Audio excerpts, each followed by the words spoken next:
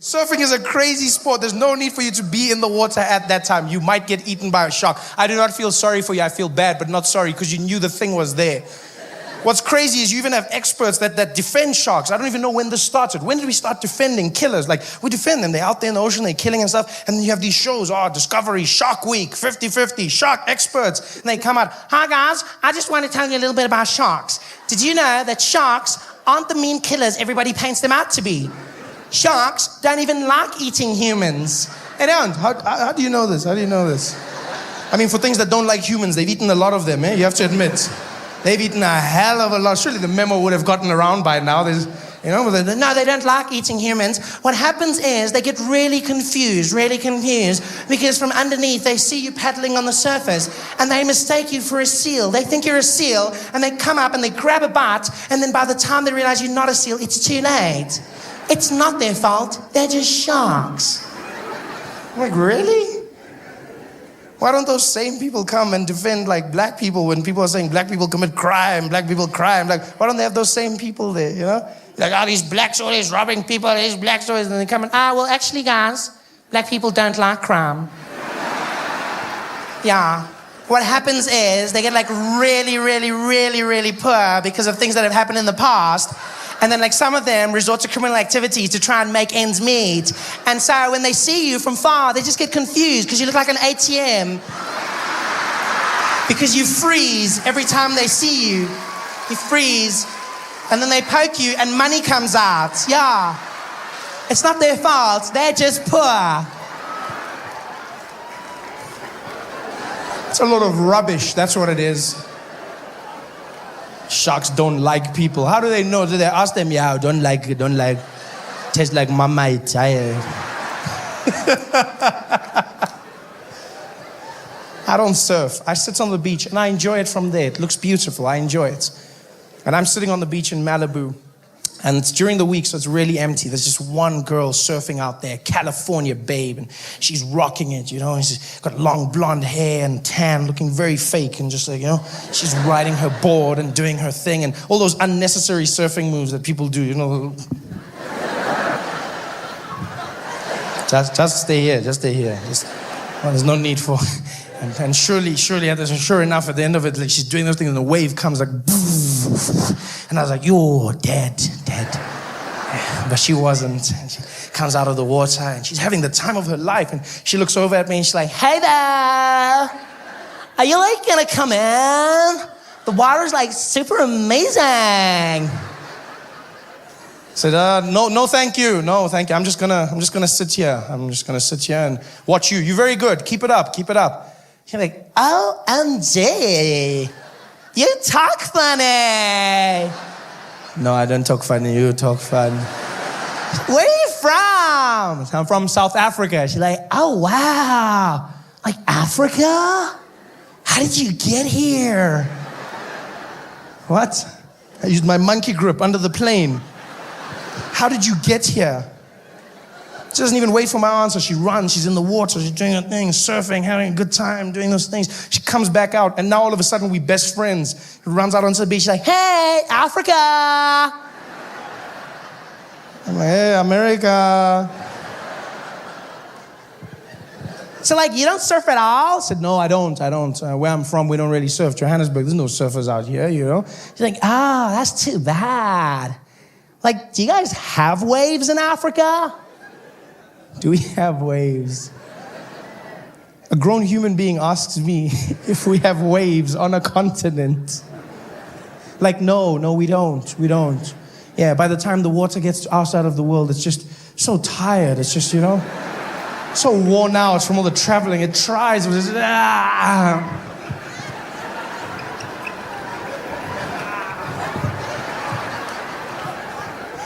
Do we have waves? She's brilliant. She says this and she runs back into the water. And every time she goes out there, it's like she comes back more stupid. It's almost like she's fishing for stupidity out there. It's almost like there is a shark. She's like, yeah, ask him this now. Ask him this. Because she comes back, and I'll never forget this. Till the day I die, I will not forget this conversation. She comes back onto the beach, and she stands next to me, and she's taking off her wetsuit, and she goes, so, Africa, can I, ask you a question?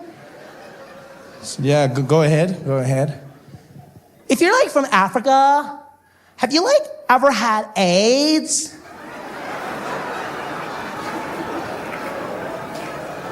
You know what's funny? Is I wasn't offended by the fact that she said AIDS. But I was offended by the fact that she said, ever had AIDS. Like AIDS is something you could had, like a passing flu, just, you know? Hey, John, I didn't see you at work last week Thursday. Where were you? Yeah, bro, yeah, I had a bit of AIDS there. I just hit me hard. I took some Corinza, now I'm back, bro. Ever had. And you know, I know as a child of a continent that's ravaged by this disease, it's my job, it's my duty to educate people when I meet them. You know, it really is a part of who I am. But you know when you look at someone in their eyes and there's no hope. It's just that old SABC tone, just like, doo. You know, so it's only two of us and I'm bored. I figure, why not have some fun? And so I look at her and I'm like, yes. Yes, America.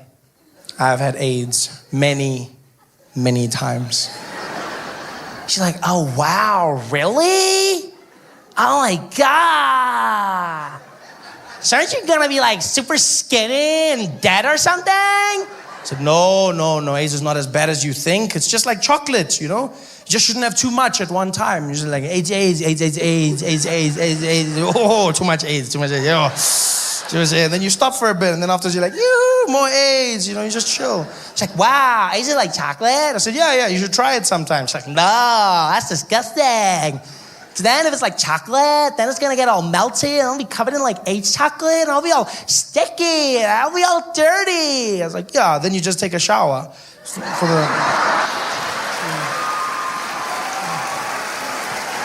No, what are you? Oh no, don't you laugh at my president. Damn you people, damn you. I don't accept your laughter, damn you. Don't you laugh, this has nothing to do with that great man. Turning my jokes against me, no. I will not participate in this madness. How else do you get clean?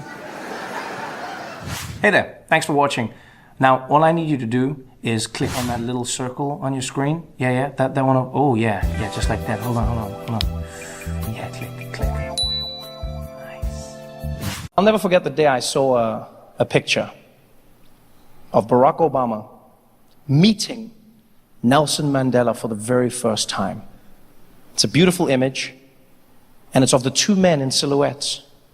In Chicago, Nelson Mandela sitting in a chair, Barack Obama leaning over him. And this was way back in the day. This was before Barack Obama was a blip on the presidential radar. He was a junior senator. Not many people knew his name. Back then, he was driving around in his own car, no motorcade, had his aide with him. And that day they heard Nelson Mandela was going to be in Chicago meeting people. Barack Obama wanted to meet him his whole life. And so he rushed over there. And he was the last person Nelson Mandela saw, the last person he saw that day.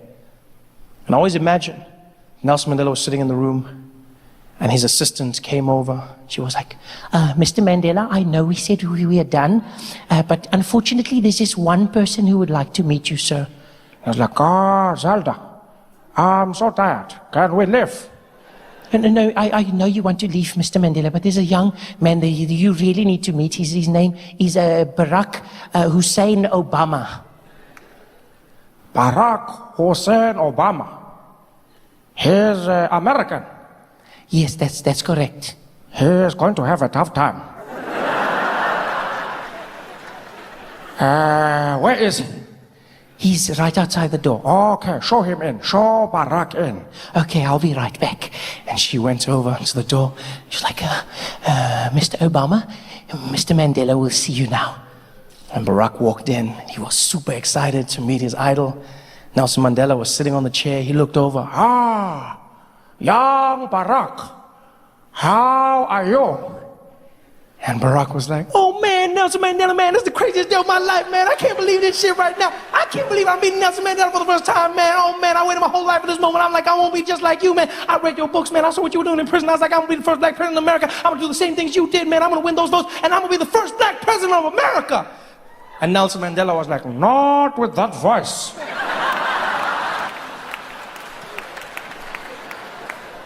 You will scare the white people. Oh man, Nelson Mandela, this is the greatest day of my life, man. Oh, I don't even understand how man, I just want to know from you, how do I do it? How do I do what you did? How do I become the first black president? Well, first things first, we need to change that voice. You don't sound like you are going to lead anything. I don't know what you mean, man. I don't know what you mean. You are speaking so fast. Slow it down. You are not being chased anymore. I never thought of it like that, man. I never. Slow down, slow down.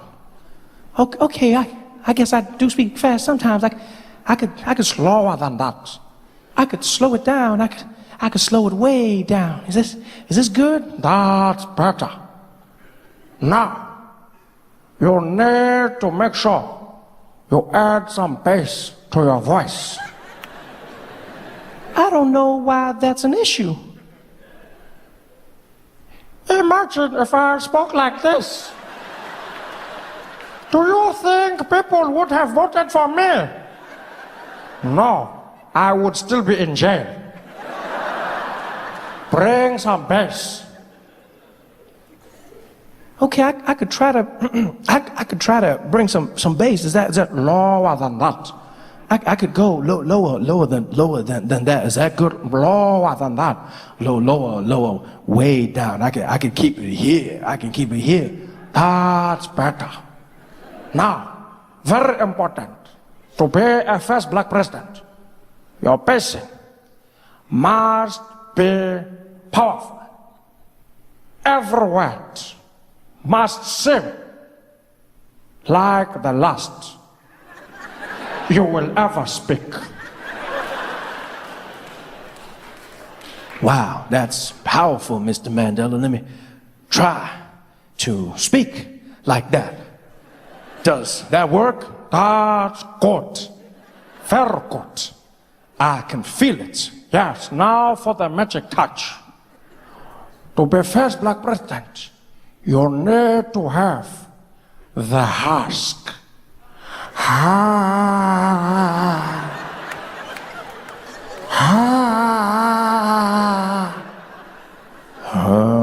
No more husky.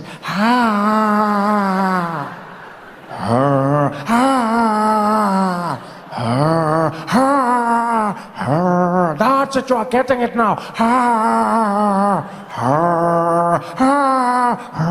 That's it. I think you've got it. Now repeat after me. America. America. No, the husk. Bring the husk back. America.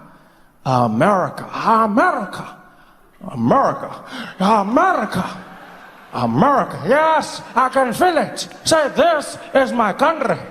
This is my country. Yes, this is my dream. This is my dream.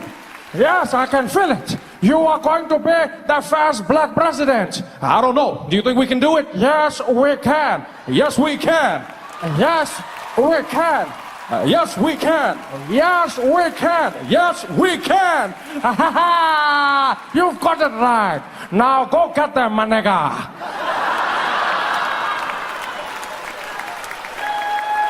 Hey guys, thanks for watching. Make sure to subscribe to my channel so you can win cool prizes. And by prizes, I mean surprise. There's no prizes. It's a free YouTube video, you greedy. Just click the video, man.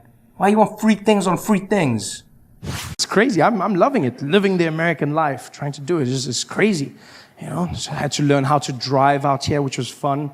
To get a car, obviously, which I just almost couldn't get. You have to fill out forms, and then they want your credits. And in America, credits is very important. I don't understand the concept. I'm in the car dealership, and there's this Asian gentleman helping me. We're going through the forms, and he says, "So how long have you lived in America for?" I said, I haven't lived here for long. He said, "Oh, this not good for you. This not good for you." I said, "What do you mean?" He said, "No, you cannot lease car in America unless you've been here a long time, because then you don't have credit, okay? You don't." I said, "Well, I've got the money to pay for it." He said, "Yeah, that's not the point, okay?" That's not the point. In America, okay, in this country, we want credit, okay? Our country focus on credit. If you got good credit, you can buy anything. We don't care about money. We want credit. I said, well, credit is the assumption that you can pay back the money. He's like, no, that don't count here, okay? In our country, you have good credit, you can buy anything, okay? You got good credit. He's like, our country. And I was like, look, I hate to be rude, but when you say our country, do you mean our because you live here now? Or our because the Chinese own it? And he was like, it's a bit of both, okay? Yeah. But no credit for you, no car. Okay, goodbye. I had to just buy myself a car, you know, this horrible thing, drive around. And that's the worst thing, driving in America, wow. On the other side of the road, you feel like a rebel, you know? Until you see the other cars coming, and then it's not so much fun. You know how many times I did that just going to the wrong side? And don't trust movies. It's not easy to do that whole thing. No, people don't just drive and no, they stop. They just look at you and go, what are you doing? In the movies, you drive past. What are you doing? Aren't you supposed to? No, they don't drive. They just wait for you to turn around. And the street is so small. You're doing one of those turns, just watching them in your shame, just like it's horrible. I had to practice for months. It was the worst. I remember I drove into a street once. I thought I'd learned. It had been months. I'd been doing it well. And then I turned into the wrong way. And I saw this little old Asian lady driving towards me. And I was like, no! And there was nobody else. So I swerved the car around. I was like, whoa! I was like, yeah! Hero! And I drove, and there were 50 cars coming this way. And I was like, you bitch! And I told my friend the story. I told him this. I was like, oh, this is what happened. And he was like, oh, that's so funny, man. That's so funny. And he's like, who was driving the car? I said, a little old Asian lady. And he's like, oh, yeah, you can't say that, man. You can't say that. I said, what do you mean? He's like, yeah, you can't say she's Asian. I said, why not? He's like, yeah, because that's racist. I said, what, that she's Asian? He's like, nah, if she's a bad driver and you say she's Asian, that's racist. So let me get this straight. Asians are not allowed to be called bad drivers. Is this not racism in itself? Everyone else is allowed the world of bad drivers. But if I'm driving on the freeway behind an Asian person and they're swerving around, and I go, this bad driver, you drive like crap. And I pull up next to them, I'm like, oh, no, sorry. You're not a bad driver. You're just Asian. I'm sorry. Racism in itself? It's madness. So now what I had to do was get around using a GPS, you know? Decided to get one of those. First, I tried to be a cheapskate. I thought, get a phone with a GPS. That was a horrible mistake. Bought myself one of those iPhones with Siri. Oh, your assistant, she talks to you. She listens to you. If you're American, she doesn't understand one word I say. I don't understand why. I speak English, and they're talking to her. Doom, doom. She's like, what do you need? I'm like, Siri. Please call Peter. You want pizza? No, cancel. Siri, I need pizza. You want pizza? No, Siri, I want pizza, not pizza. You want pizza? No, Siri, what's going on here? You want to, Siri, you're not making sense. Siri, are you having an attitude with me? You tell me. I don't know what the hell is going on here. Siri, just listen to me. I don't know. What do you mean you don't know? Siri, just, bitch. Dialing mom. What the hell? This is horrible. I had to buckle down and buy myself a real GPS to get me around, which has been working like a charm. If you don't have a GPS, you get yourself one. It's the best thing you'll ever do. Just don't make the mistake I made and buy it from Craigslist. I bought one off Craigslist, and the guy who sold it to me didn't tell me that it was a Spanish language GPS, which was not so good. I didn't understand anything she says. Look, I still get around because the arrows are in English, thank God. But otherwise, it was just horrible. And I hated it the first few days, and then I fell in love with her. She's just, you know, I don't understand why more Americans don't speak Spanish. It's such a sexy language. I'm sitting there and like all the men in here, you want to feel like a man. You get yourself a Spanish GPS. Oh no, you don't understand. Traffic never sounded sexier. It's just like, I just punch in random destinations and she guides me around. She's like, dun dun. Sigue todo que para conocí. En 200 metros sería la derecha. And I'm just like,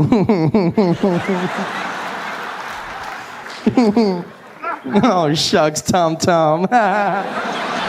You say that all the time. This is sexy, you know? She guides me around. It's beautiful. I love that. I'm going to learn Spanish because of that.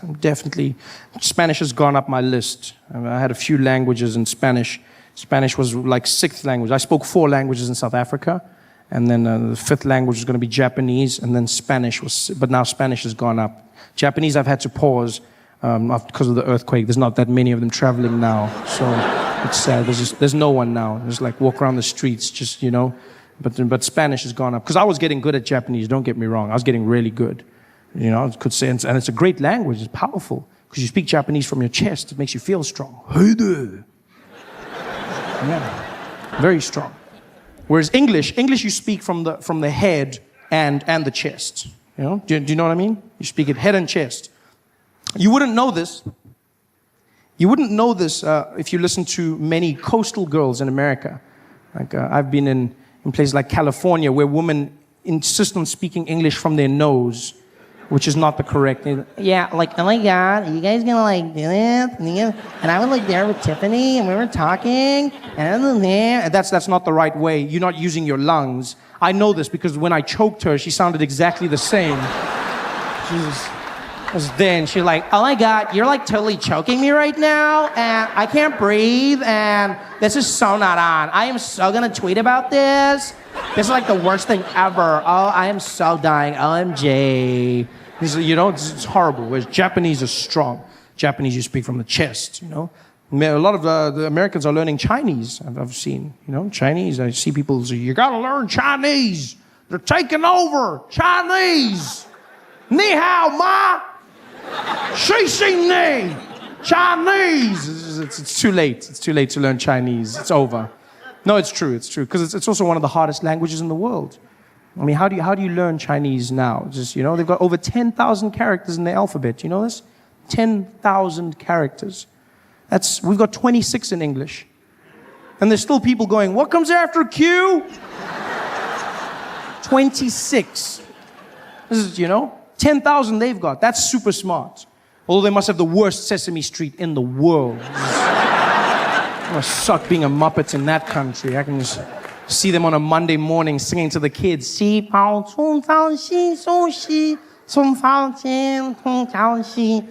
years later, it's just horrible. Horrible. Japanese is easier. 3,000 characters and a stronger language. I mean, everything in Japanese is strong. Even the greeting. Konnichiwa. Power. Thank you. Domo. Arigato. Power. Yes, it's a great language. You can say other things as well, like kujire gambare, which means good luck, dolphin. Granted, not very usable in everyday language, but yeah, it works, I guess, you know, it works. I could also say other things like, niwa torigaita, which means, look, the chickens are running around. You laugh, but I've used this successfully on many occasions. By many occasions, I mean once. I was in an airport, standing at the baggage carousel, and this Japanese guy came and he stood next to me. And we're standing there, and I look at him, and I've been waiting for years to speak Japanese. I was super excited. I was like, what? This guy's Japanese. And he's like, I can hear you. Said, oh, sorry, I thought I was thinking. Are you Japanese? He's like, yes, I am a Japanese. I'm like, oh, konnichiwa. He's like, oh, konnichiwa. Pleasure to meet you. I said, oh, domo, arigato. I said, oh, arigato mashitaimase. You speak very good Japanese. I was like, oh, yeah. So I looked over and I went, kujire gambare. I'm not a dolphin.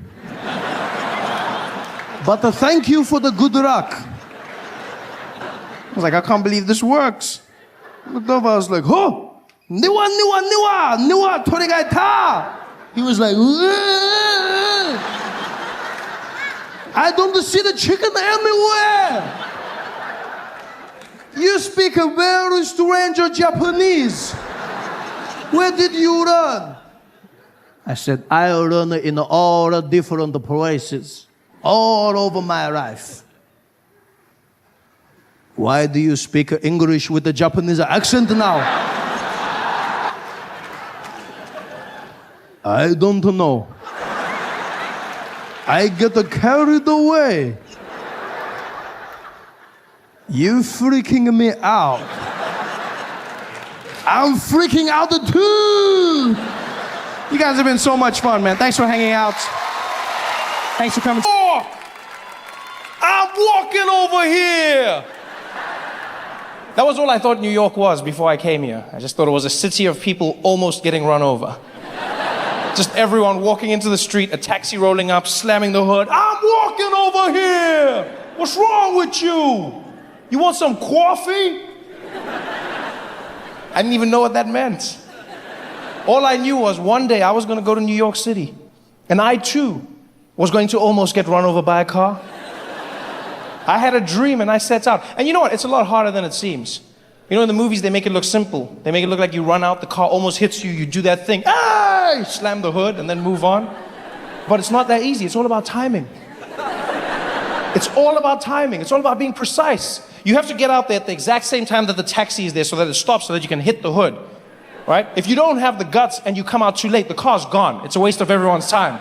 You just look like a mad person now. You're just like, hey! I'm walking over here. If you come out at the exact time as the car, then you just get run over. That's just pointless. You know, it's like, hey, he was walking over here. What's wrong with you? The worst though is when you come out too early, because that's just awkward for everyone involved. Because you come out and then the car stops, but you can't reach the hood. It's just like, hey! Come here. No, come closer, please. I want to tell you a secret. Come here. No, I'm from Africa. I have a dream. Please come closer. I just want you. I'm walking over here. I love this city. Are you kidding me? New York. My dream was to come out here. As soon as I got here, I was like, this is it. There is an energy in this city that exists nowhere in the world. New York, New York. I love it, everything about it. You know what fascinates me about New York? Is how much people trust the traffic lights.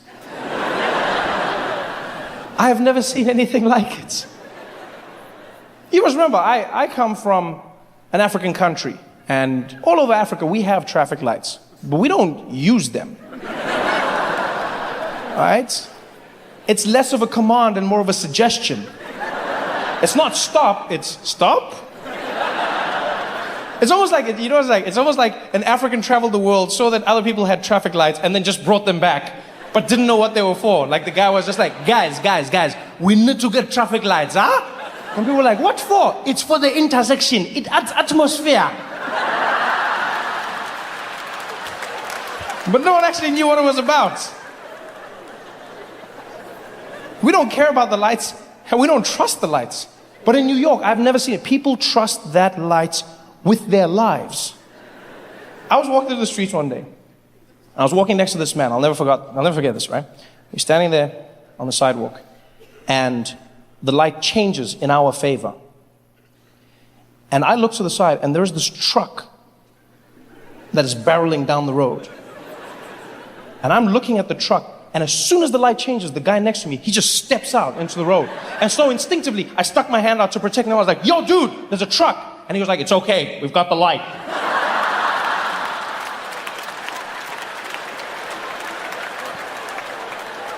I said, yeah, and he has a truck. In a game of rock, paper, scissors, you lose. But he was so confident. He was like, it's okay, we got the light. Come on, let's go. And he walked out there. He didn't just walk out. He stared that truck driver down as he was crossing, just looking at him like, I've got the light. I've got the light. You know I've got the light. You know I've got that light. I was running behind him, all apologetic. I'm sorry, I'm sorry. I would have stopped. I've never done this before. I'm so sorry.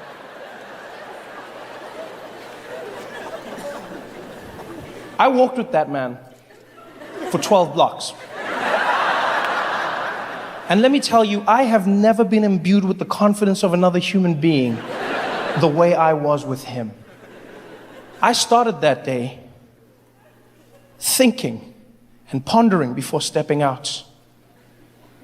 And after a few blocks with him, I started believing. And after 8 blocks, it was the only way I knew how to live. I had my phone out. I was tweeting and texting. I didn't play games. I'd be looking down, look up, the light would change, and I was out. I didn't care if a truck or a train was coming towards me. I was out. Because I've come to realize in America, if you've got the white man on your side, you can do whatever you like.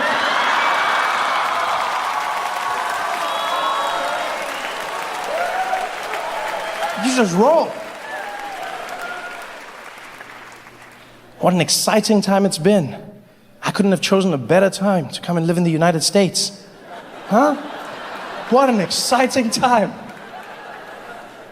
I'm surprised that with everything that's happened, it hasn't all burned down. I've been coming to the United States on and off, visiting for almost 10 years. And what was great about visiting on and off was I got to experience America in snapshots. You know, I would feel what the people were feeling. I would get an idea of what the populace was going through. And I'll never forget how every time I came to America, one of the biggest things I noticed was how Black Americans were having a tough time. Remember the first time I came out? I was staying on the West Coast, and I met a young African-American man in Compton. And we were hanging out at a comedy club. And this guy, he looked over at me and he's like, hey, yo, Trevor. He's like, you the dude from Africa, man? I said, yeah, I'm one of them, yeah.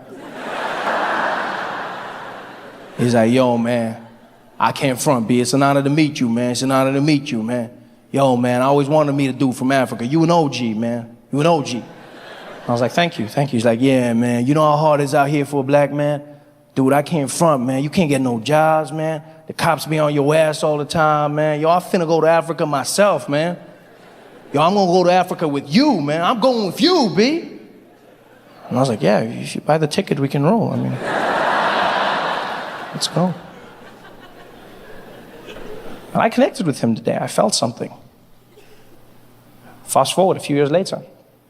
I remember I met a beautiful black woman down south. I was doing shows in Birmingham, Alabama. And this woman came up to me after the show, and she connected with me instantly. She was like, Trevor, baby, can I just tell you right now, I ain't never met a stranger I felt so connected to. When you talk about Africa, when you say those things, I'm like, oh man, oh Lord, I wish I could go with you. Tell me all about the motherland, baby. I want to go to a place I can call my own. I want to go to a place where people don't look at me like I don't belong. Tell me all about Africa, baby. Tell me all about it. And I could feel what she was saying. And I knew that people weren't having a good time. And then you fast forward to 2016. And I'll never forget that moment when Donald Trump closed the lead, had a 1 in 2 chance of being president of the United States. And for the first time in my life, I had white Americans coming up to me going, so Trevor, tell me about Africa. What's going on out there? It's, sounds like a plan, am I right? What is it, motherland? Motherland? Yeah. I should come with you. Ali Boombaye, count me in, buddy.